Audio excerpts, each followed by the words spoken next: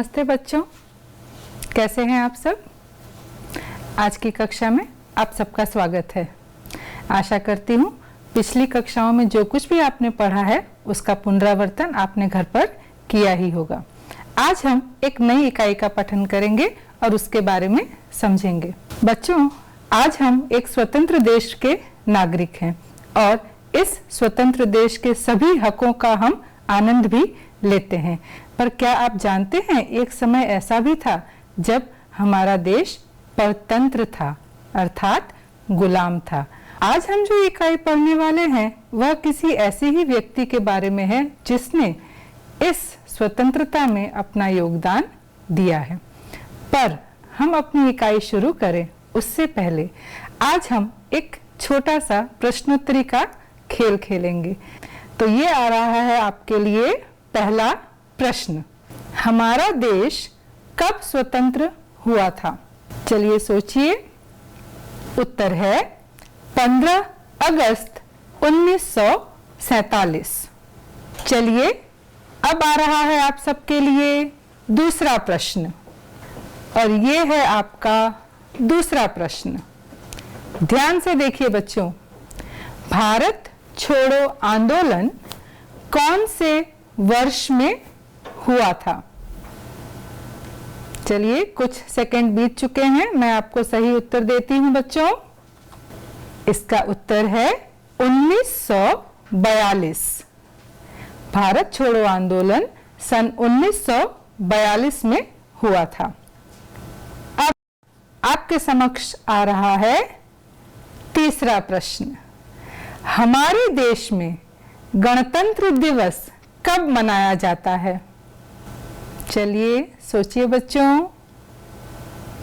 इसका उत्तर है 26 जनवरी।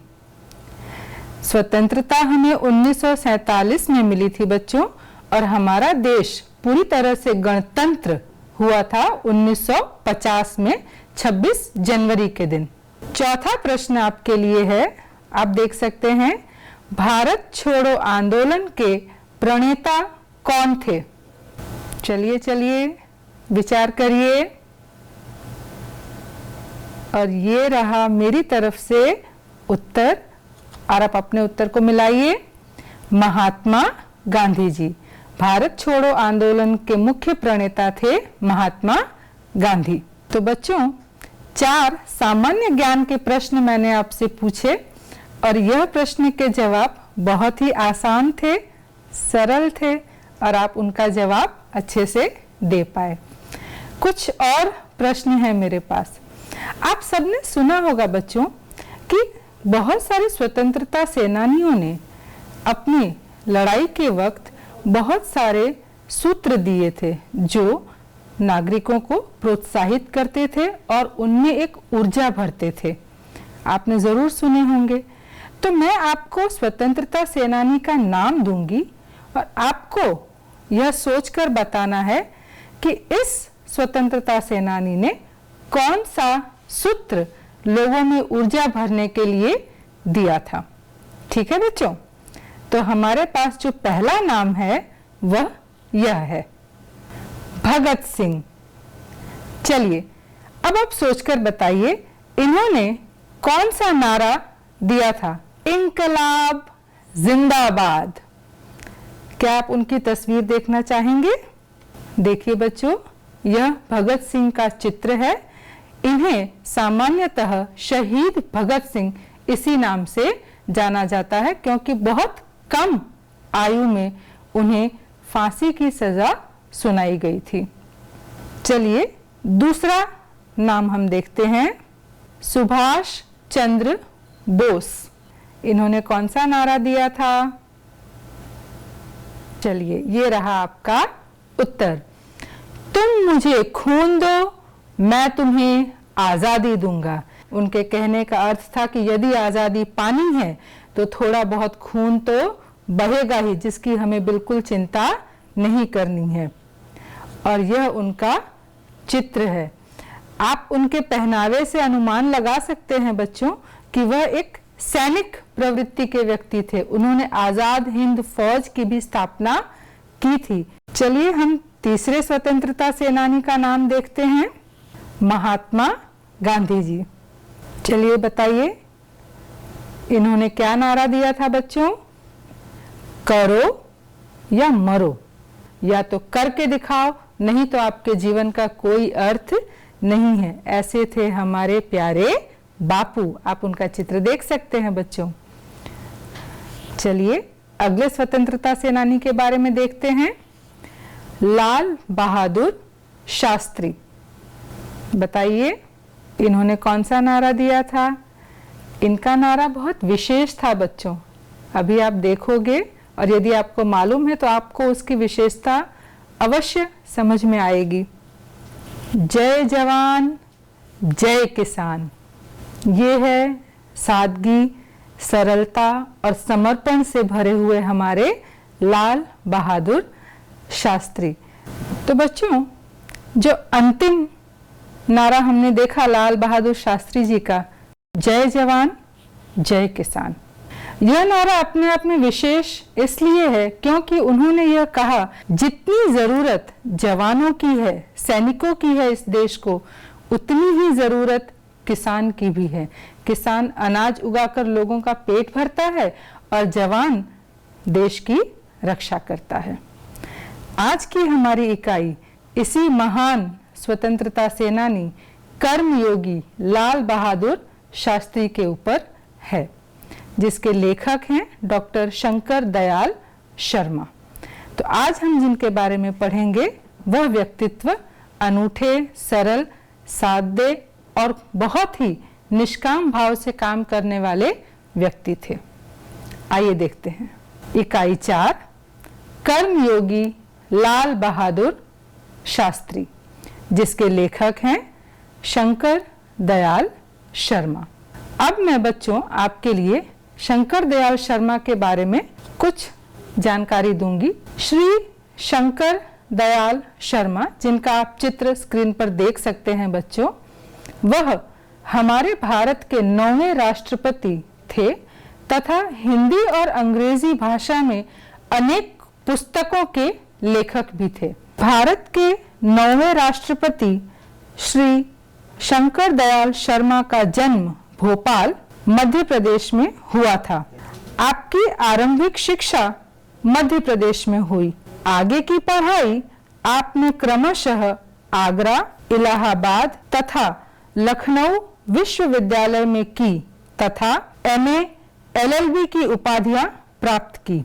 बाद में कैम्ब्रिज विश्वविद्यालय से PhD की उपाधि अर्जित की और वहीं पर 1 वर्ष तक प्रवक्ता रहे। तत्पश्चात भारत लौटकर आप राजनीति में सक्रिय हुए। विधायक और सांसद के रूप में आरंभ हुई आपकी राजनीतिक यात्रा राज्यपाल, उपराष्ट्रपति और राष्ट्रपति के सर्वोच्च पद पर जाकर समाप्त हुई। हिंदी और अंग्रेजी दोनों भाषाओं में आपने अनेक पुस्तकें लिखी, जिनमें से कुछ इस प्रकार हैं। देशमणि, हमारे पथ प्रदर्शक, प्रतिष्ठित भारतीय तथा हमारे चिंतन की मूलधारा। कर्मयोगी लाल बहादुर शास्त्री रेखा चित्र में लेखक शास्त्री जी के व्यक्तित्व का विश्लेषण करते हुए यह निष्कर्ष प्रस्तुत करते हैं कि अपनी कर्मठता के गुण के कारण लाल बहादुर शास्त्री एक अति सामान्य परिवार से उठकर देश के प्रधानमंत्री पद तक पहुंचे। वे कर्म को ही ईश्वर मानते थे। कर्म के प्रति अटल आस्था एवं संपूर्ण समर्पण उनके जीवन विकास का मूलाधार था। इस इकाई में समाविष्ट मूल्य हैं समर्पण भावना, कर्तव्य निष्ठा, कर्मठता, सेवा। तो बच्चों, आपने डॉक्टर शंकर दयाल शर्मा जी के बारे में कुछ बातें जानी। आपकी इकाई 4 कर्मयोगी लाल बहादुर शास्त्री जो पाठ है वह काफी लंबा है। हम आज की कक्षा में उसका एक छोटा सा अंश पढ़ेंगे और बाकी का अंश अगली कक्षा में देखेंगे। तो आइए, जितना अंश आज हम देखने वाले हैं उससे संबंधित एक छोटा सा वीडियो है मेरे पास, वह देखते हैं, जिसमें पाठ्य पुस्तक की इस इकाई का पठन भी हो रहा है, तो आप उसका श्रवण बहुत ध्यान से करेंगे। इस इकाई में बहुत सारे नए शब्द हैं जिनका उच्चारण आपको जानना जरूरी है, तो श्रवण आप बहुत ध्यान से करेंगे बच्चों। आइए हम इस छोटे से अंश का वीडियो देखते हैं। शास्त्री जी के नाम के साथ कर्मयोगी विशेषण जोड़ना बिल्कुल उपयुक्त है, क्योंकि मुझे तो उनका सारा जीवन ही कर्म से भरा हुआ मालूम पड़ता है। शास्त्री जी सामान्य परिवार से ऊपर उठकर देश के प्रधानमंत्री के जिस महत्वपूर्ण पद तक पहुंचे, उसका रहस्य उनके कर्मयोगी होने में ही छिपा हुआ है। वे उन लोगों में भी नहीं थे जो भाग्य पर भरोसा करके बैठे रहते हैं और अचानक कभी सफलता मिल जाती है, बल्कि वे उन लोगों में से थे जिनको अपनी हथेली की लकीरों के बजाय अपने चिंतन और कर्म की शक्ति पर अधिक भरोसा होता है, और वे क्रमशः अपने जीवन का रास्ता बनाते हुए आगे बढ़ते हैं। शास्त्री जी के लिए कर्म ही ईश्वर था और इसके प्रति बिना किसी फल की आशा किए संपूर्ण भाव से समर्पित रहते थे। यहां तक कि जब भी उन्हें फल की प्राप्ति के अवसर मिले, तब भी उन्होंने उस ओर हमेशा उपेक्षित दृष्टि ही रखी। उनका जीवन दर्शन गीता के निष्काम कर्मयोगी का प्रतिरूप था। इसलिए मैं समझता हूं कि उन्हें केवल कर्मयोगी के बजाय निष्काम कर्मयोगी कहना कहीं अधिक उपयुक्त होगा। अपने उद्देश्य के प्रति दृढ़ आस्था, उस उद्देश्य को प्राप्त करने के लिए कर्म का भाव तथा उस कर्म के प्रति संपूर्ण समर्पण, ये तीन बातें मुझे उनके संपूर्ण चरित्र तथा जीवन दर्शन में दिखाई पड़ती है। अपने एक भाषण में उन्होंने इसी तरह के विचार व्यक्त करते हुए कहा था, यहां तक कि भले ही आप राजनीतिक क्षेत्र या सामाजिक क्षेत्र या किसी अन्य क्षेत्र में कार्य करते हैं, यदि आप उसमें सफल होना चाहते हैं, अपने दायित्वों का पूरी तरह से निर्वाह करना चाहते हैं, तो आपके कार्य और समर्पण तथा भक्ति और कर्म में समन्वय होना चाहिए। मैं शास्त्री जी की सफलता का रहस्य उनके इसी महत्वपूर्ण चिंतन में मानता हूं। साथ ही यह भी मानता हूं कि किसी भी व्यक्ति, समाज और देश के विकास का रहस्य इसी भक्ति और कर्म के सिद्धांत में निहित है। शास्त्री जी का संपूर्ण जीवन श्रम, सेवा, सादगी और समर्पण का अनुपम उदाहरण है। उनके ये गुण केवल उनके कार्यों और विचारों में ही अभिव्यक्ति नहीं पाते थे, बल्कि उनको देखने से ही इन सभी भावों का एहसास हो जाता था। उनके अपने व्यक्तित्व में विचारों का अनोखा समन्वय था। वे जो कुछ कहते थे वही करते थे। जो कुछ भी करते थे वह एकमात्र राष्ट्र लाभ की भावना से प्रेरित होकर करते थे। मुझे लगता है कि यह उनके चरित्र की एक बहुत बड़ी विशेषता थी, जिसके कारण देशवासी उन पर इतना अधिक विश्वास करते थे और उन्हें चाहते भी थे। पंडित नेहरू की समृद्ध राजनीतिक विरासत को संभालना और उसे आगे ले जाने का काम कम कठिन नहीं था, लेकिन देश ने उस समय यह साफ साफ देखा कि उसे संभालने की ताकत शास्त्री जी में ही है, और शास्त्री जी ने अपने निर्मल चरित्र और दृढ़ संकल्प शक्ति द्वारा देश की इस आकांक्षा को पूरा किया। शास्त्री जी की एक सबसे बड़ी विशेषता यह थी कि वे एक सामान्य परिवार में पैदा हुए थे। सामान्य परिवार में ही उनकी परवरिश हुई, और जब वे देश के प्रधानमंत्री जैसे महत्वपूर्ण पद पर पहुंचे, तब भी वह सामान्य ही बने रहे। विनम्रता, सादगी और सरलता उनके व्यक्तित्व में एक विशिष्ट प्रकार का आकर्षण पैदा करते थे। इस दृष्टि से शास्त्री जी का व्यक्तित्व बापू के अधिक करीब था, और कहना न होगा कि बापू से प्रभावित होकर ही सन 1921 में उन्होंने अपनी पढ़ाई छोड़ दी। शास्त्री जी पर भारतीय चिंतकों डॉक्टर भगवान दास तथा बापू का कुछ ऐसा प्रभाव रहा कि वह जीवन भर उन्हीं आदर्शों पर चलते रहे तथा औरों को इसके लिए प्रेरित करते रहे। शास्त्री जी के संबंध में मुझे बाइबल की वह उक्ति बिल्कुल सही जान पड़ती है कि विनम्र ही पृथ्वी के वारिस होंगे। शास्त्री जी ने हमारे देश के स्वतंत्रता संग्राम में तब प्रवेश किया था जब वे एक स्कूल में विद्यार्थी थे और उस समय उनकी उम्र 17 वर्ष की थी। गांधी जी के आह्वान पर वे स्कूल छोड़कर बाहर आ गए थे। इसके बाद काशी विद्यापीठ में उन्होंने अपनी शिक्षा पूरी की। उनका मन हमेशा देश की आजादी और सामाजिक कार्यों की ओर लगा रहा। परिणाम यह हुआ कि सन 1926 में वे लोक सेवा मंडल में शामिल हो गए, जिसके वे जीवन भर सदस्य रहे। इसमें शामिल होने के बाद से शास्त्री जी ने गांधी जी के विचारों के अनुरूप अछूतोद्वार के काम में अपने आप को लगाया। यहां से शास्त्री जी के जीवन का एक नया अध्याय प्रारंभ हो गया। सन 1930 में जब नमक कानून तोड़ो आंदोलन शुरू हुआ तो शास्त्री जी ने उसमें भाग लिया, जिसके परिणाम स्वरूप उन्हें जेल जाना पड़ा। यहां से शास्त्री जी की जेल यात्रा की जो शुरुआत हुई तो वह सन 1942 के भारत छोड़ो आंदोलन तक निरंतर चलती रही। इन 12 वर्षों के दौरान वे 7 बार जेल गए। इसी से यह अंदाजा लगाया जा सकता है कि उनके अंदर देश की आजादी के लिए कितनी बड़ी ललक थी। दूसरी जेल यात्रा उन्हें सन 1932 में किसान आंदोलन में भाग लेने के लिए करनी पड़ी। सन 1942 की उनकी जेल यात्रा 3 वर्ष की थी, जो सबसे लंबी जेल यात्रा थी। इस दौरान शास्त्री जी जहां एक ओर गांधी जी द्वारा बताए गए रचनात्मक कार्यों में लगे हुए थे, वहीं दूसरी ओर पदाधिकारी के रूप में जनसेवा के कार्यों में भी लगे रहे।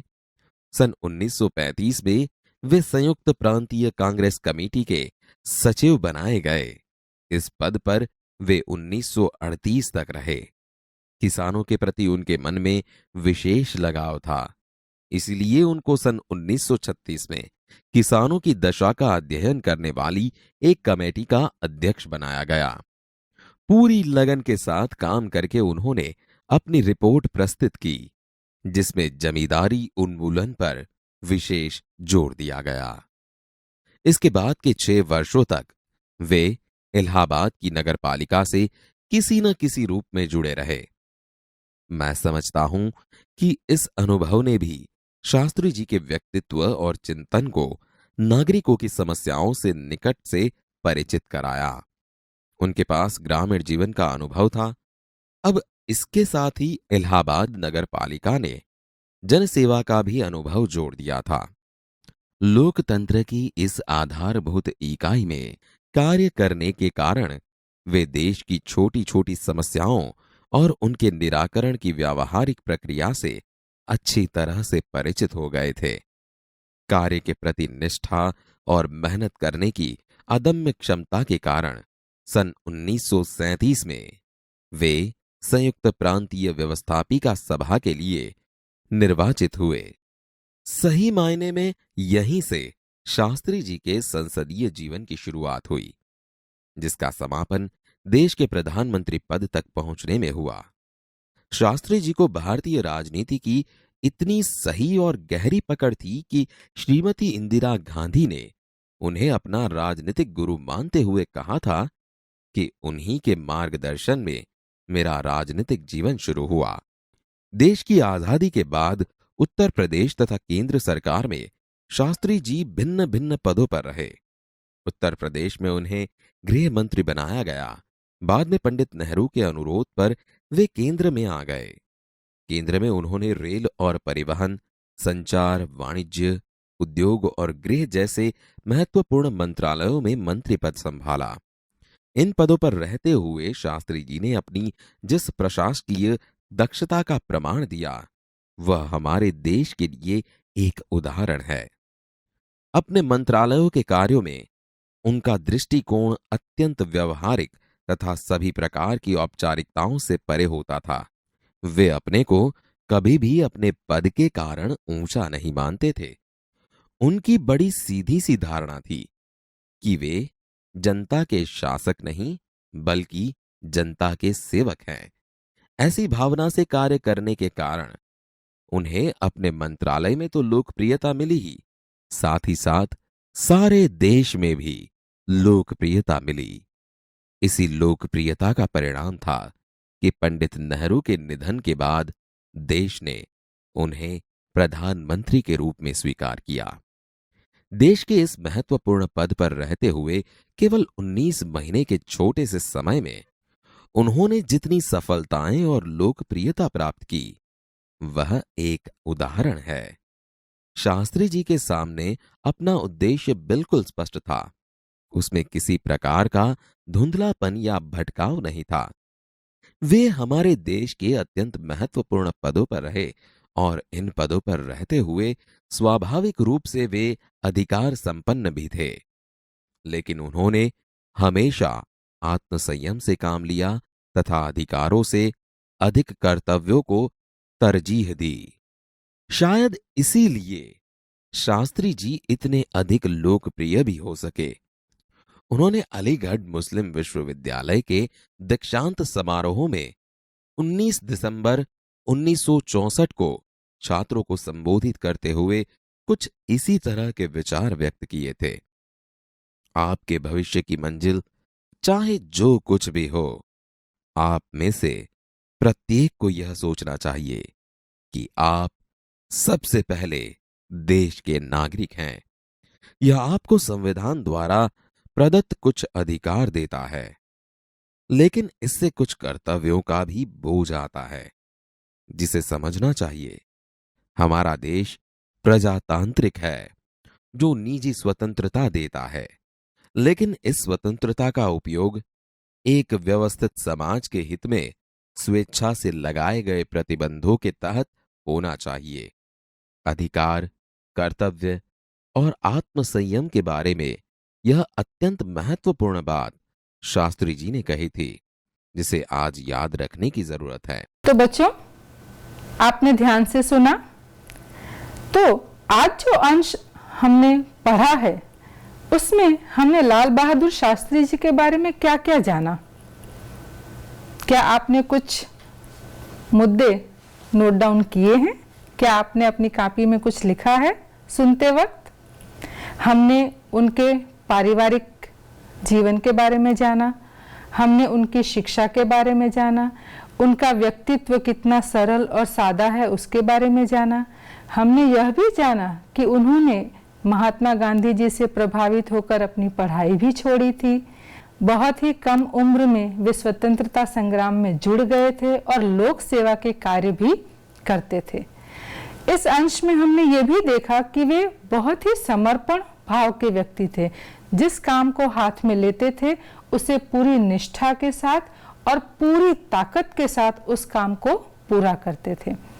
इस पूरे अंश में आपने एक और वाक्य सुना होगा बच्चों, निष्काम कर्मयोगी, यानी कि बिना किसी स्वार्थ की भावना से, बिना किसी फल की इच्छा किए हुए वे कर्म योगी कहलाते थे। निष्काम भाव से सदैव काम करते रहना और हमेशा देश के प्रति अपनी आस्था को सेवा और समर्पण के भाव से दिखाते थे वो। इस अंश में हमने जो कुछ भी भी किया है, जिसका श्रवण आपने ध्यान से किया है, उसके कुछ शब्द हैं जिनके अर्थ मैंने लिखे हैं। आइए उन शब्दों के अर्थ को देखते हैं और उससे संबंधित जो वाक्य प्रयोग करना है वह आपका गृह कार्य होगा। पहले इन शब्दों के अर्थ को जान लेते हैं। आइए एक एक करके देखते हैं। पहला जो शब्द है कर्म योगी, उसका अर्थ है निष्काम भाव से कर्म करने वाला व्यक्ति, जो कि बहुत ही महत्वपूर्ण गुण है लाल बहादुर शास्त्री जी का। दूसरा जो शब्द हमने लिखा है अटल, जिसका अर्थ है अडिग, जो अपनी दृढ़ता से कभी भी टस से मस नहीं होता। तीसरा शब्द है उद्देश्य, जिसका अर्थ है ध्येय। चौथा शब्द है दायित्व, जिसका अर्थ है जवाबदारी। किसी भी काम का दायित्व लेने पर लाल बहादुर शास्त्री जी उसे अवश्य पूरा करते थे। पांचवा शब्द है श्रम, जिसका अर्थ है मेहनत। बिना श्रम के आप जीवन में किसी भी ध्येय को नहीं पा सकते। छठा शब्द जो है वह है परिणाम स्वरूप, जिसका अर्थ है फल स्वरूप। किसी भी काम के परिणाम स्वरूप हमें जो प्राप्त होता है, मतलब उसके फल स्वरूप जो प्राप्त होता है। सातवां शब्द प्रारंभ, प्रारंभ करना, मतलब उसका अर्थ क्या है बच्चों? शुरुआत करना, किसी भी चीज शुरू करना। आठवां शब्द है प्रेरणा, जिसका अर्थ है प्रोत्साहन। अगला शब्द है करीब, करीब का अर्थ है नजदीक। और अंतिम शब्द है कर्तव्य निष्ठ, जिसका अर्थ है कर्तव्य परायण। जो अपने कर्तव्य के प्रति संपूर्ण निष्ठा रखता है उसे हम कर्तव्य निष्ठ कहते हैं या कर्तव्य परायण कहते हैं। तो बच्चों, आज जो हमने छोटा सा अंश पाठ का देखा है उसमें से 10 नए शब्द और उनके अर्थ मैंने आपको दिए हैं। तो बच्चों, अब इसका जो बाकी अंश है वह हम अगली कक्षा में पढ़ेंगे। पर अब समय है आज के प्रश्न का। आज का प्रश्न आपके लिए ये रहा स्क्रीन पर बच्चों। लाल बहादुर शास्त्री जी ने किस वर्ष में अपनी पढ़ाई छोड़ी थी? विकल्प 1 1925, विकल्प 2 1942, विकल्प 3 1921, विकल्प 4 1926। इसका जवाब आप नीचे दिखाए गए टोल फ्री नंबर पर दे सकते हैं। आज की कक्षा बस यहीं तक। अब हम अगली कक्षा में मिलेंगे। तब तक आप पाठ्यपुस्तक से पाठ का पठन करिए और प्रश्न का जवाब ज़रूर दीजिएगा। और जो शब्द आज आपने नए सीखे हैं उनका वाक्यों में प्रयोग करना आपका गृह कार्य है। अगली कक्षा में मिलेंगे। तब तक मुस्कुराते रहिए, पढ़ते रहिए और अपना ध्यान रखिए। टाटा।